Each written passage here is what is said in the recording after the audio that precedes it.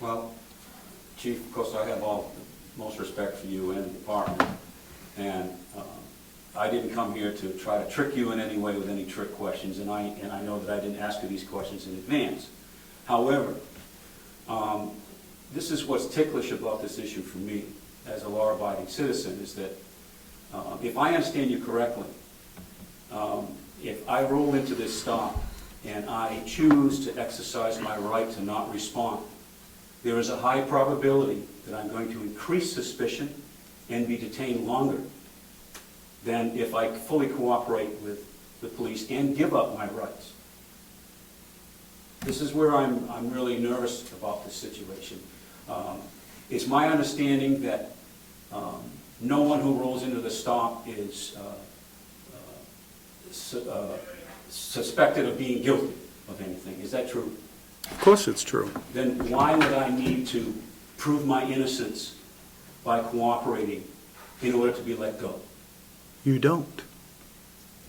But you just said that there's a possibility, if I understand you correctly, that the suspicion by the officer could be increased. And I believe you did say you could be held longer. What I said was, and use common sense, okay? Let's use the common sense model.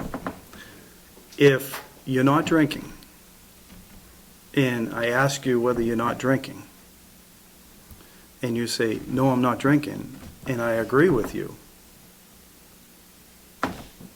that seems to me quicker than if I say, are you drinking?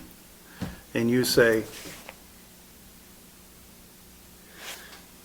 I still have an obligation to find out whether you're drinking or not. Unfortunately, you're making it a little longer for me to find that out, by your choice. That's up to you. You can do anything you want in your car. Okay. If you want to stay there longer, stay there longer. But it's our obligation to make an assessment on you. If you want to prolong it, prolong it. But it's our obligation to say, I stopped the vehicle, I have a responsibility before that vehicle puts it in drive and goes back on the highway, that I have a reasonable feeling that that person's okay to drive. If you want to play games, frankly, because you're not a responsible citizen, that's up to you. A responsible citizen, and this is where my definition will come, a responsible citizen understands the rule of law. If your issue is that there shouldn't be field sobriety checkpoints, that's your issue. But there is a field sobriety checkpoint. And if you stopped and you haven't done anything wrong, and we're not asking you unreasonable questions, we're actually asking you a pointed question about, have you been drinking? A responsible citizen, in my opinion, only in Ken Fifield's opinion, probably some other people, and probably 99% of the people who filled out the survey, would say, no, I'm not drinking. That's responsible. That's saying, maybe I'm not happy about being stopped, but I understand what you're doing, and I'm just going to cooperate long enough to get out of here. You may not like it, you may not agree with field sobriety checkpoints, you may wish that we weren't doing one in town, but gosh, is it that hard to answer the question, to say, no, I'm not drinking? You know, there are places for the protest, and I would suggest that the places for the protest are probably not at the stop.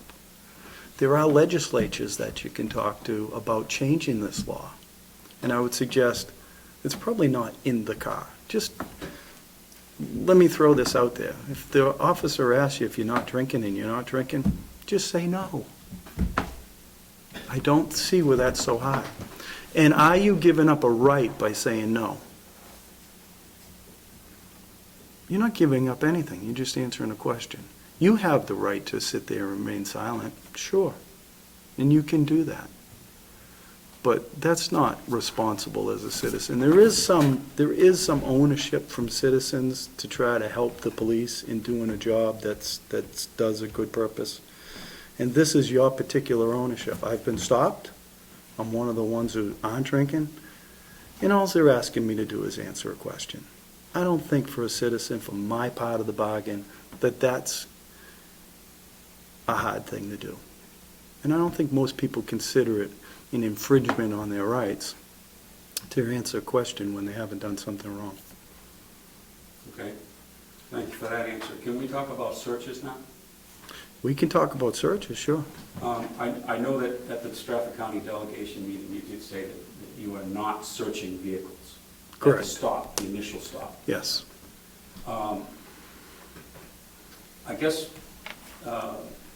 I'm not quite sure about what your definition of a search is, because would you agree with me that at the stop, the driver is being assessed by smell, by looking at the person, by speaking with the person, possibly asking them questions which you recommend they answer. This assessment, very quick assessment, that's not considered a search under your definition or under the law. Of course not, and let me give you an example for that. Any given day, the officers of Wakefield PD and various other police departments are doing motor vehicle stops. So, for example, in the town report, we list that we do about 2,500 motor vehicle stops a year. What we don't list is that we did 2,500 vehicle searches, because they're not vehicle searches. We stopped a vehicle. They're a motor vehicle stop. They're a momentary detention. It's well founded in law that it's a momentary detention. And let me give you kind of a history lesson back to, none of this stuff is new concepts. The Constitution's been out a long time. But I would suggest to you that law enforcement has also been out a long time. That if this was in the old days when there was the marshal out on the trail on horseback, and he had been alerted that there'd been a bank robbery in town, and to keep your eye out for two bank robbers on a buckboard with a covered buckboard, that the reasonable marshal would keep his eye out for two bank robbers on a buckboard. And now here comes a buckboard up the trail, and he sees a covered buckboard with two males on it, and he says, "Whoa, ho, horses." That was a stop. That was a momentary detention. And they used to do those. At that point, the person on the buckboard, he's going to have an exchange with him, and he's going to say, "Hi folks, what's your names? Could you tell me where you're coming from and why he stopped them? I'm stopping you because I'm checking buckboards with male occupants because we had a bank robbery." So he had a reason for the stop. Now, if the marshal just walks around the wagon and pulls open the canvas and sticks his head in and starts pouring through the cases, well, he's done a search without permission. If he hasn't done that, but he's just had an exchange with the people on top of the wagon, he hasn't done a search. A search is a search, and a stop is a stop. When we make a stop, we may make a search later, but the initial stop is nothing more than a stop based on a specific reason. If I stop you for speed, I'm going to stop you for speed. I'm not going to search your trunk. Now, in the course of the speed stop, if I look at your trunk and I find a flannel shirt hanging out of it with blood dripping off of it, I might get curious. And I might inquire more. And I might say to you, "Sir, did you know you had a flannel shirt with blood dripping off of it?" And depending on your responses, I might get less suspicious or more suspicious. And ultimately, it may lead to a search. I may have to get court approval to do a search. I may have to hold the car and get court approval to do a search. And ultimately, I may be searching that car even if you don't want me to, with court approval. But a speed stop, a taillight stop, a weaving crossing the lane stop is not a vehicle search. It's a stop. And if I stop you, identify you, find out you're not drinking, I haven't searched anything. So there is a big difference between a vehicle stop and a vehicle search. And I'll give you an example of a vehicle search. You go to the border, Canadian, United States border, and first thing that happens is they stop you. Then they ask you a couple of questions. Where are you coming from? What's your purpose up here? And then all of a sudden you find your seat cushions on your car are being opened up. Well, that's a search. You're being searched because they think you might have contraband or you're suspicious. That's a search. The stop is not a search, it's just a stop. We have authority in this checkpoint to stop people. And if they demonstrate no suspicious activity specifically designed to be impaired driving, then they're gone. And in order to process out a car within average about a minute and 20 seconds, that's not a search. It's an interaction with a person. Sometimes it takes a person a minute and 20 seconds to really tell you who they are. So, especially if you talk slow like me. But, so for anybody to say that we've all of a sudden, we've searched 300 cars, that's not true. It's not accurate, it's not true, it's misleading, and it's a misunderstanding of the law. Okay, well. Jerry's got a question.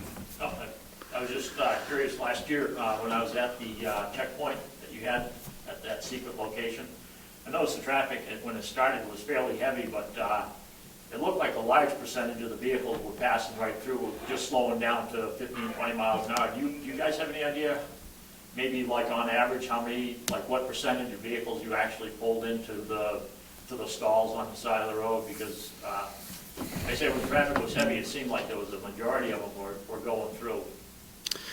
No, I don't have actual numbers. The only way we could come up with that number is if we took a car, put the hoses out for the car counters, and we counted all the traffic, and then we took the amount that we actually stopped, and then did the math on it. But I would suggest, I think your observations are correct, that when it was busy, most people drove by at 15 miles an hour while cars were on the, 3 on one side and 3 on the other side. And as it slowed down, the percentage obviously got, you were more likely in less traffic to be stopped than you were in heavy traffic to be stopped.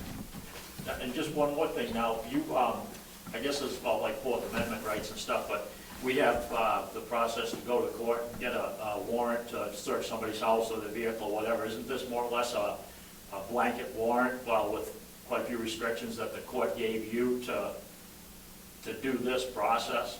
Kind of like, just like I guess it would be like a blanket type warrant to do the whole operation in an effort to kind of protect people's rights from unreasonable search and seizure and a few of the other ones, or?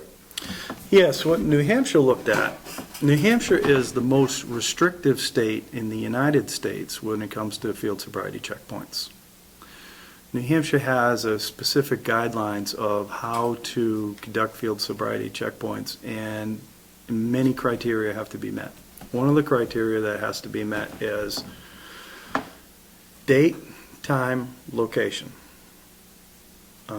The other thing is going to be method of stop, purpose of stop, the criteria to back up why a field sobriety checkpoint is useful and needed, and what the exchange will be once the cars stop, and duration, if I didn't say that before. So we lay out in front of the Superior Court judge many factors. We lay out the fact that we give them the stats of the what we perceive as what we're trying to do. We tell them where we're going to try to do it and for what purpose, for what duration of time we're going to try to do it, and for exactly what we're going to be looking for when we stop. So when we make a stop, we don't do not only do we not do a search, we don't even do the things we would do on a normal stop, like check-in lights, check-in safety inspections, check-in those things. We're specifically geared towards seeing whether people are impaired. So we're